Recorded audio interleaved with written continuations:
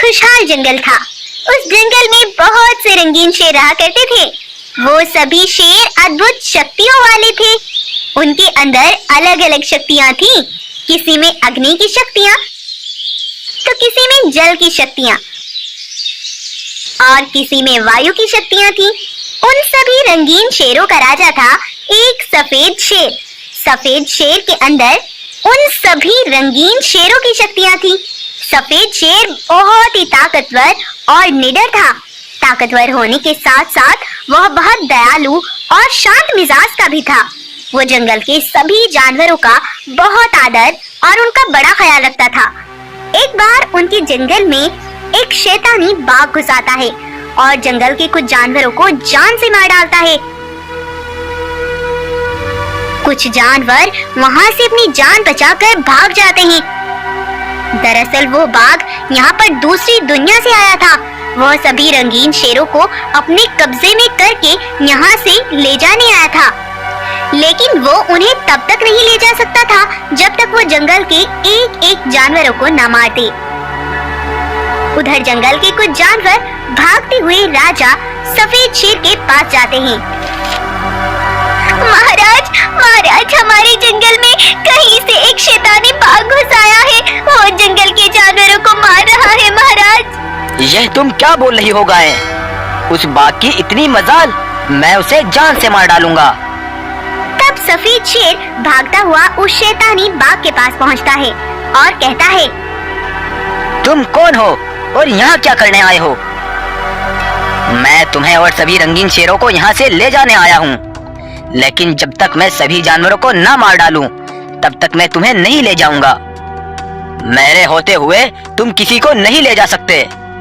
तब सफेद शेर अपनी सारी शक्तियों से उस पर वार करता है, लेकिन उस शैतानी बाघ के अंदर सफेद शेर से भी ज्यादा शक्तियाँ थी। वह बाघ अपनी शक्तियों से शेर को एक पिंजरे में कैद कर लेता है। यह सब दूर खड़ा एक भालू देख रहा था। तब वो भागता हुआ सभी जानवरों के पास पहुंचता है। सुनो भाइयों सुनो, उस बाघ ने हमारे महाराज शेर को भी एक पिंजरे में कैद कर लिया है और बोल रहा था कि जब तक मैं सभी जानवरों को ना मार डालूं, तब तक मैं तुम्हें अपने साथ नहीं ले जाऊंगा। ये तुम क्या बोल रहे हो? मतलब वो बाघ अब हम सबको मार डालेगा? सुनो भाइयों, अब हमें पंडित जी से मदद मांगनी होगी। आओ चलो मेरे साथ, वहीं चलते हैं। तब वो सभी एक पंडित के पास जाते हैं और उन्हें पूरी बात बताते हैं। तब उनकी बात सुनकर पंडित कहता है, सुनो भाइयों, वो पहले तुम्हें मारेगा, उसके बाद ही वो महाराज शेर को ले जा सकता है।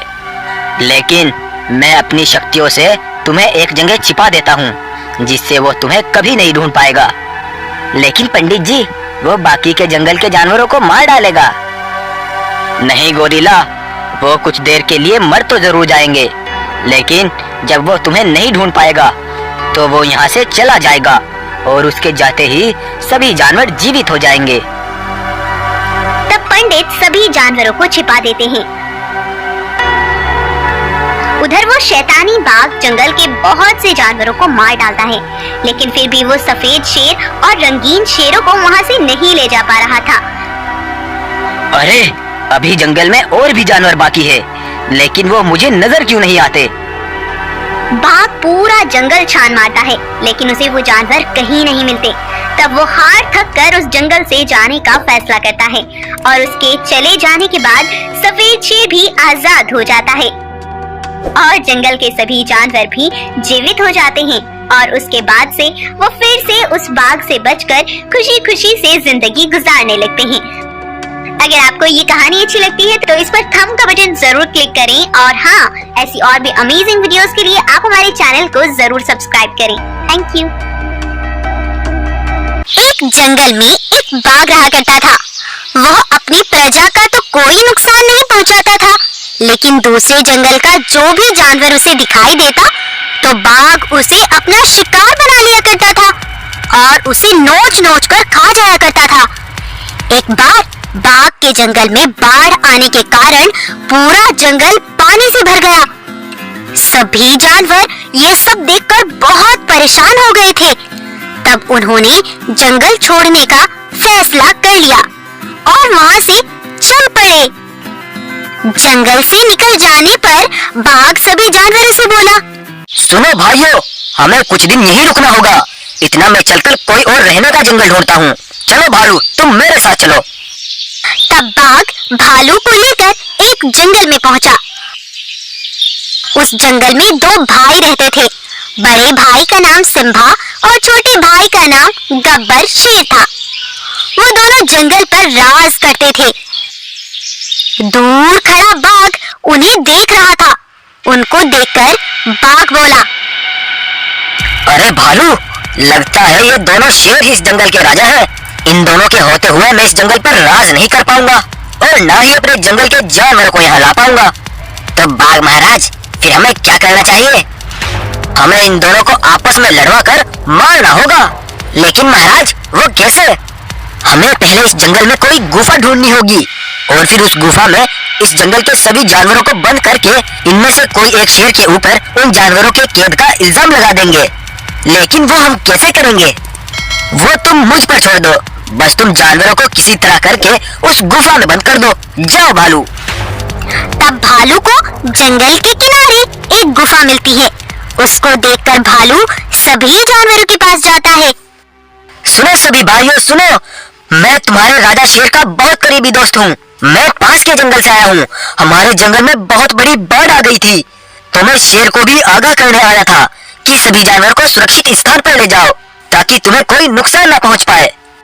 भालू, ये तो सच में डर की बात है, लेकिन हम जाए तो कहाँ जाए?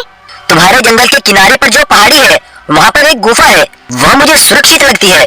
तुम सब मेरे साथ वहीं चलो। तब भालू उन्हें पहला फुसलाकर उस गुफा पर ले जाता है। जानवरों के अंदर चले जाने पर भालू गुफा के सामने पत्थर लगाकर गुफा का रास्ता बंद कर देता है और भागता हुआ बाघ के पास जाता है। महाराज, मैंने अपना काम पूरा कर दिया है। बहुत खूब भालू, बहुत खूब। अब मैं उन्हें एक दूसरे के खिलाफ भड़काता हूँ जाकर।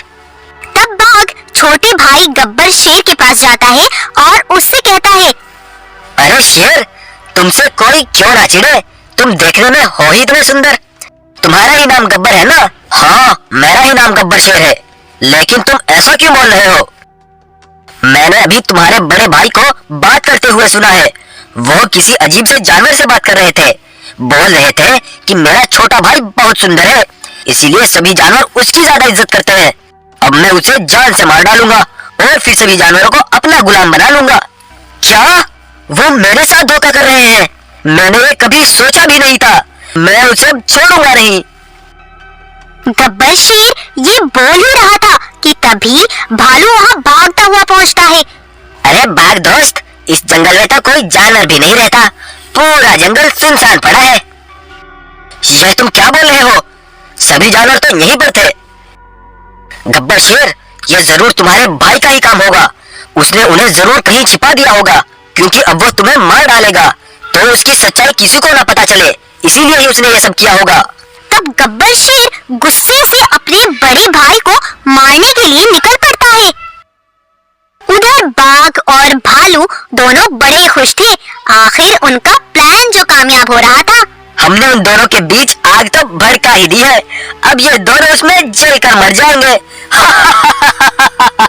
कुछ देर बाद गब्बर शेर बाघ के पास जाता है और कहता है, तुमने मुझे सब सच बताया था बाघ। जंगल में कोई जानवर नहीं था और मैंने उस धोखेबाज भाई को भी मार डाला। तुमने मुझे सच्चाई बताई है। बाघ, तुमसे अच्छा दोस्त और कौन होगा? आज से मेरे भाई की जगह तुम जंगल पर राज करोगे। यह सुनकर बाघ बहुत खुश हो जाता है और मन ही मन हंसने लगता है। सुनो बाघ, अब हमें उन जानवरों को ढूंढना होगा। आखिर सिम्बा ने उन जानवरों को कहाँ छिपाया होगा? तब बाघ मन ही मन सोचने लगता है, अरे, अब मैं इस जंगल का राजा तो बन ही जाऊंगा, तो इसे उन जानवरों के बारे में भी बता देता हूँ। हाँ गब्बर शेर, भालू ने अभी मुझे आकर बताया था कि एक गुफा पर पत्थर लगा हुआ है। शायद वहीं तुम्हारे भाई ने जानवरों को छिपाया होगा। तो चलो फिर बाघ, वहीं चलते हैं। तब वो दोनों उस गुफा पर पहुंचते हैं। दोस्त, शायद वो इसी गुफा में है। चलो ये पत्थर हटा कर देखते हैं। कोई बात नहीं बाघ, पत्थर तो हम हटा ही लेंगे, पहले तुम मेरे बड़े भाई से तो मिल लो। सिम्बा शेर को आते देख बाघ के पसीने निकल जाते हैं। गब्बर, तुमने बोला था कि मैंने सिम्बा को मार डाला है। उस समय जब तुम मुझे भड़का रहे थे तो सिम्बा भाई तुम्हारी सारी बातें खड़े सुन रहे थे, और जब मैं उन्हें ढूंढने निकला तो उन्होंने मुझसे आकर बोला, सुनो गब्बर भाई, वो बाघ कोई लुटेरा है, वो शायद यहाँ राज करने आया है। वो तुम्हें मेरे खिलाफ भड़काकर मुझे मरवाना चाहता है। मुझे लगता है बाघ ने ही हमारे जंगल के जानवरों को कहीं छिपाया है। तुम्हें उससे पता करना होगा कि हमारे जंगल के जानवर कहाँ पर है। उसके बाद हम उसे जान से मार डालेंगे। यह सब सुनकर बाघ के तो होश उड़ जाते हैं और फिर वो दोनों भाई उसे जान से मार डालते हैं और उसका वहीं पर अंत कर देते हैं और सभी जानवरों को सच्चाई बता देते हैं। कुछ देर बाद भालू वहां आकर दोनों भाइयों और सभी जानवरों से माफी मांगता है और अपने जंगल के जानवरों के बारे में भी बताता है। तो वो दोनों भाई उन जानवरों को भी अपने जंगल में रहने की इजाजत दे देते हैं और फिर सभी जानवर एक होकर खुशी खुशी रहने लगते हैं। तो अगर आपको आज की हमारी ये स्टोरी पसंद आती है तो इसको लाइक, शेयर और सब्सक्राइब करना मत भूलें। Thank you.